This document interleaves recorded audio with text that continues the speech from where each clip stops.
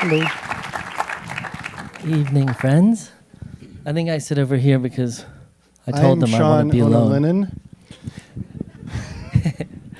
In 5 minutes from now. So I've been told I have to be the moderator, which is something I'm not used to doing. I'm not used to being moderate. Let's say I like to go all the way. But let's begin. Maybe you guys want to start with how the film came to be, the origin story, as it were. Yeah, I'll take that. I'm Dave Mullins. I'm the writer and director, which leaves Brad Booker, the producer. So I got a call from a friend of mine at Pixar, who's also a friend of Sean's, and he said, Sean Ono-Lennon wants to meet you. He just said Sean Lennon, actually. He didn't use your middle name. I prefer Ono because, it's about time we use the mom's name as well, I think. Right? Yeah. He said Sean Ono-Lennon wanted to meet you and talk about a possible music video for his parents' song, Happy Christmas, War is Over. And Brad and I were starting Electro League at the time, where it's, kind of in its fledgling state of before, we're developing projects and things like that. And so this is really interesting to hear. And we're very interested right off the bat. Now, we're narrative storytellers. We don't do music videos. But at the same time, meeting you, we know through Adam, you're a great guy. And obviously, the songs. I'm handsome as well.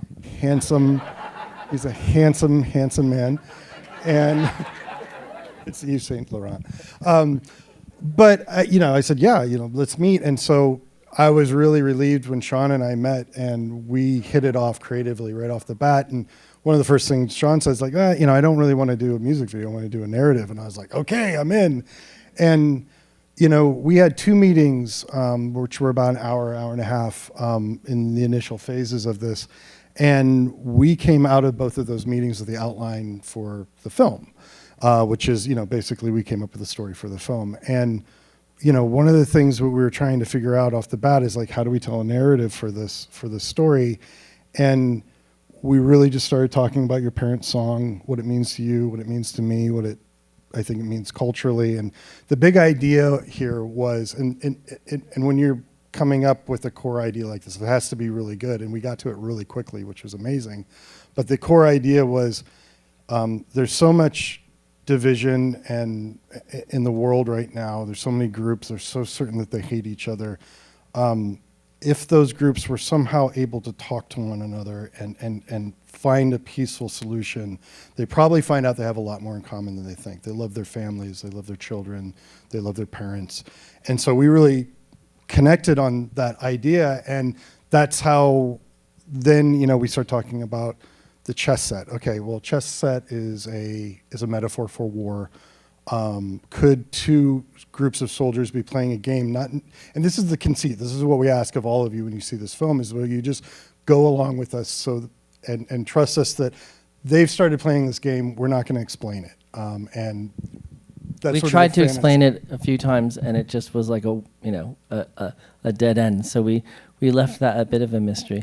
But it's nice because, chess is a universal language. I mean, I'm a chess player. My mom was a chess player, or she still is, but not as much anymore. And she also did if you're a Yoko Ono fan, she did a quite famous art piece called Play It by Trust, which is an all-white chessboard and all-white chess pieces. So the idea is, you can't fight if you see each other as the same. And I always thought that was such a beautiful piece. And there's actually nice photos of my mom and dad playing chess together. So when we came up with that chess idea, I felt like it was a nice tie-in. It related just enough, and so we ran with the chess idea, and then the idea of the pigeon came up because I'm a big fan of birds, and I just thought it would be so sweet if the main character was actually a bird instead of a person, and we decided to open up on the bird and. And there were a few iterations, obviously, after that. Dave came up with some amazing changes to the story, and we also, Brad talks about the brain trust of people that helped us with the third act. But generally speaking, we had that outline from day one or two, which was pretty cool, I guess, unusual, to say that we have a good chemistry. And we'd never met, but our mutual friend Adam Gates is really brilliant. I put out actually an album of his on my label, this band called Beanpole, but he works at Pixar and has made a bunch of amazing films and was a colleague of Dave's. So he was indisposed, so he couldn't help me. I'd actually initially asked him, and he said, but I have a friend, Dave, who's just started a production company, and so this is their first film, Electro League's first film, and they got the Oscar nomination.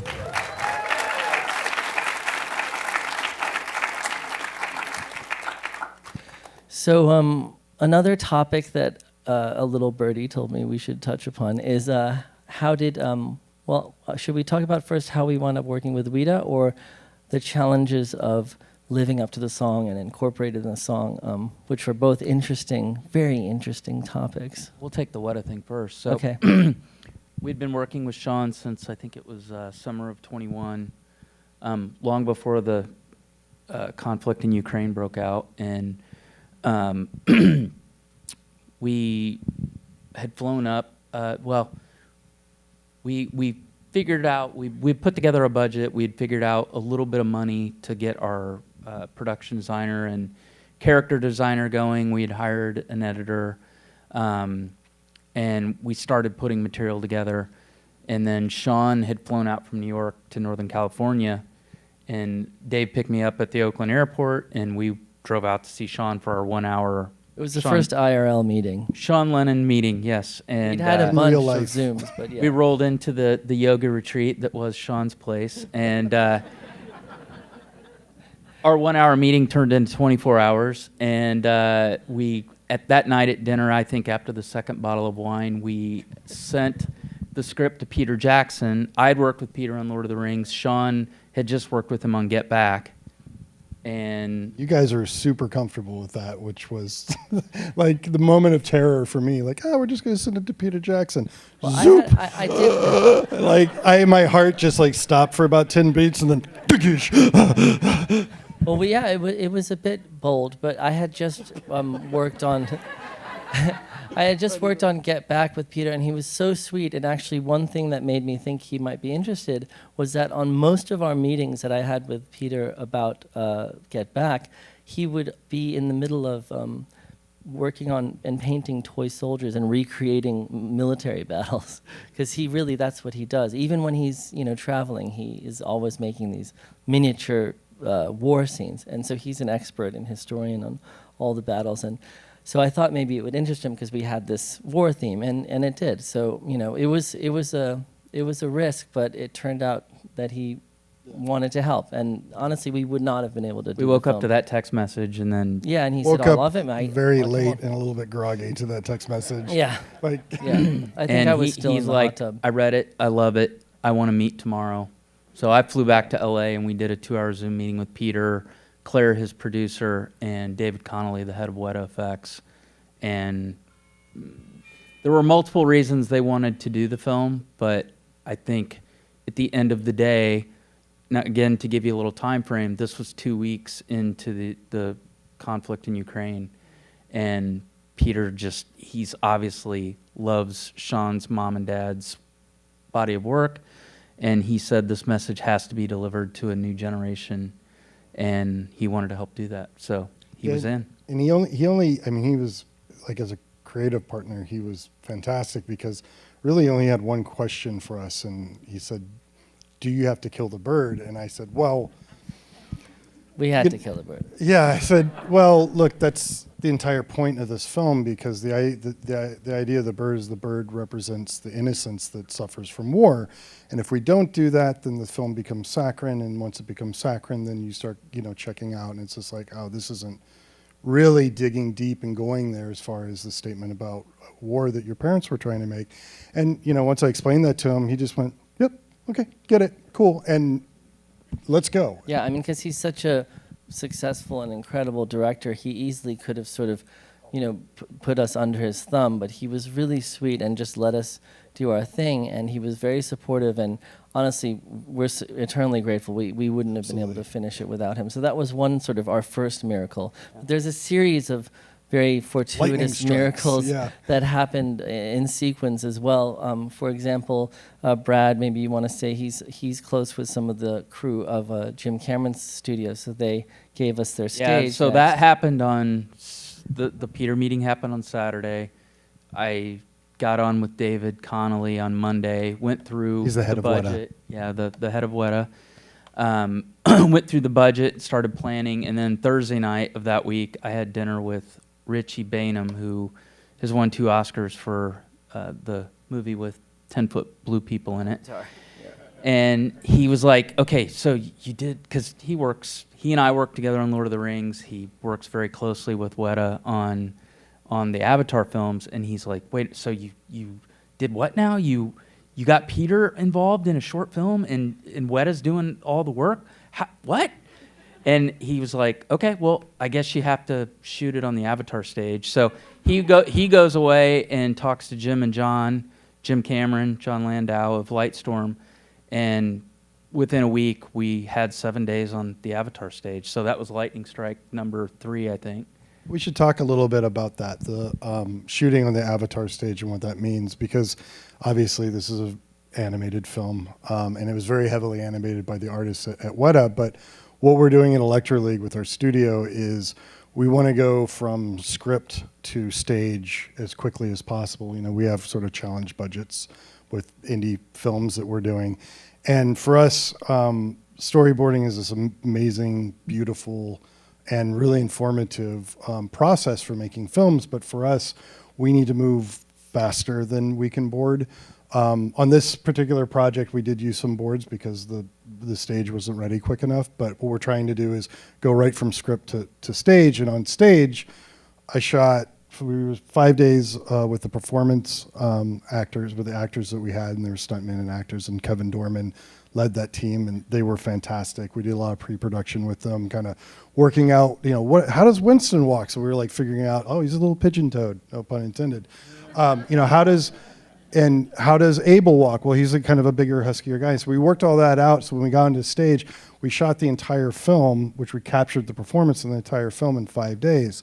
And that was great. So we built these like, you know, giant sets where the guys were like climbing up over the trenches and things like that. And then you don't worry about camera too much because you're just trying to get the performance. And now the performance didn't have any faces, didn't have any fingers. It was just bodies going through the shots. And so then we break that down and we came back a few days later to shoot what's called a virtual camera. And a virtual camera is now you have all the performances in the computer. You can take a camera, it's all handheld. I was able to shoot on set and go, okay, well, I want this to be more like a tracking shot with a whip pan. Wow, it's really hard to track. And they're like, oh, we can slow down the performance by 50%. I'm like, you can? They're like, yeah. And so they'd slow down the performance, and I'd be able to do these really complicated shots where, you know, tracking, you just, you know, multi-axis shots.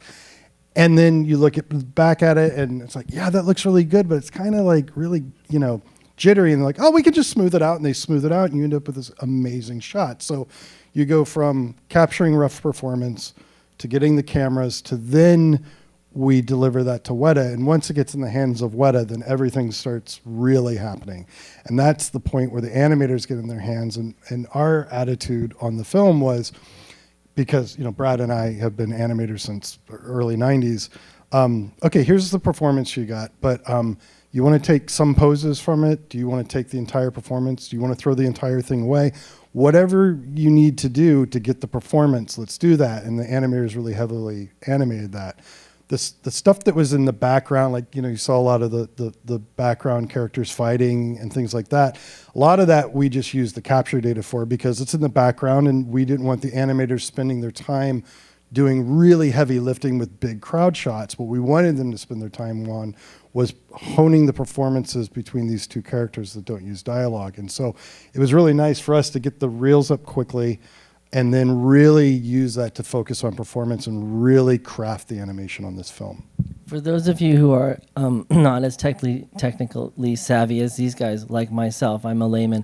It took me a while to wrap my head around what he's talking about, but the idea is essentially that with a traditional animation or a CGI animation, you have a storyboard, and then animators have to start creating the characters and the character movement. But with the performance capture, what you can do is like do the blocking, which is almost just like a very rough sketch of the movement, and it doesn't have to look perfect because it's digital data. You can sort of manipulate it any way you want, and when they bring in the virtual camera, the data's there, and you can put the camera wherever you want after the fact. So it's not like with a regular film where you're like, okay, this scene's gonna open up with like a close-up or a medium shot. You can decide all that stuff after you've captured the blocking of the characters.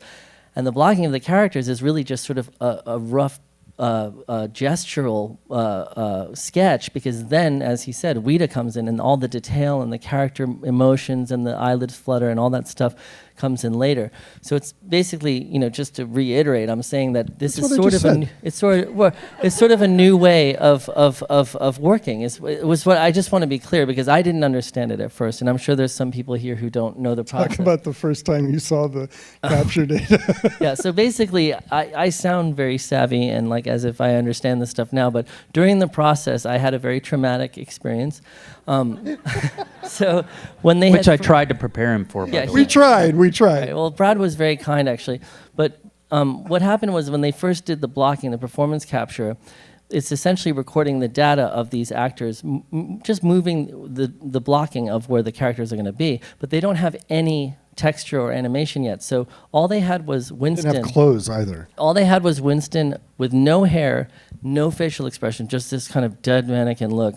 And Winston copied again and again for every soldier, for the battle scenes. It's like 50 Winstons, like with this demonic kind of grumpy face, naked and bald, running around. And it's also not colored, so it looks kind of this weird gray.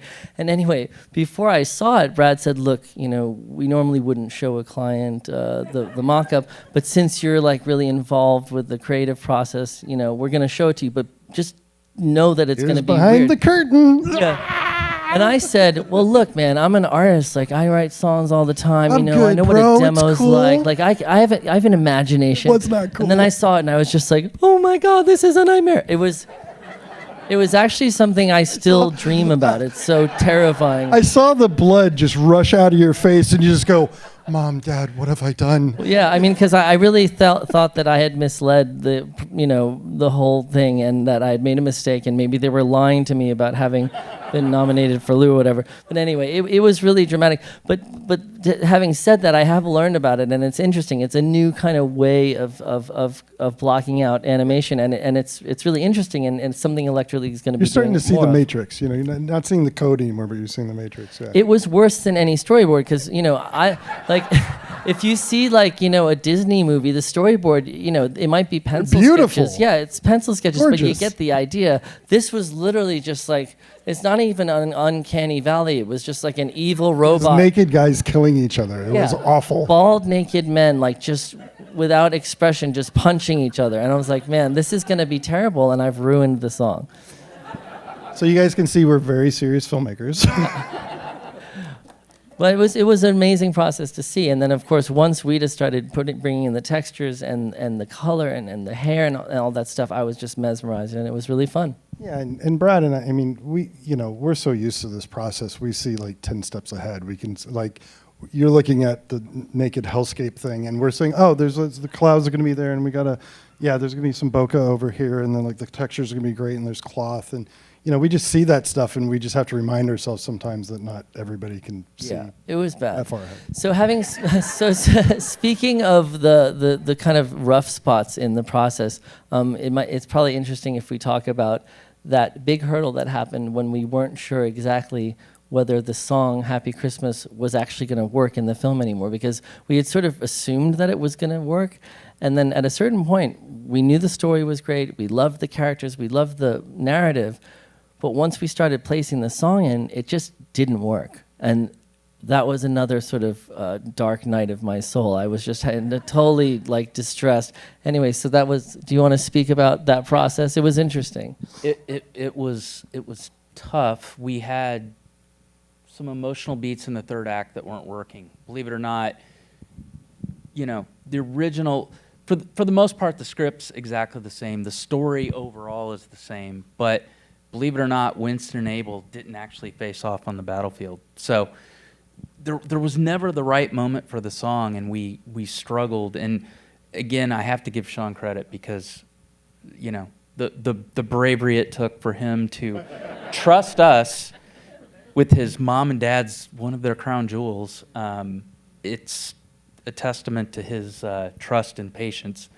But it did take us a while to find it, and I think we tried it in a lot of different places. And Well, the scariest moment for me was when it was over that initial shot of them going into battle, and it just didn't work. And I'm sure a lot of filmmakers here know, like, sometimes music and image just fit together. You don't even need to explain it, but you see that they pair. And Sometimes they really do not. and this was the opposite of that. It was like, wow, this doesn't work at all, and maybe we're going to have to not use the song. So there was a moment actually where it felt like we'd sort of gone astray, but then we found that if we placed it right when Icarus... Well, and it's to your credit too, because at a certain point we were struggling with it, and it was more like you're saying, it was a third act emotional beat issue with the film.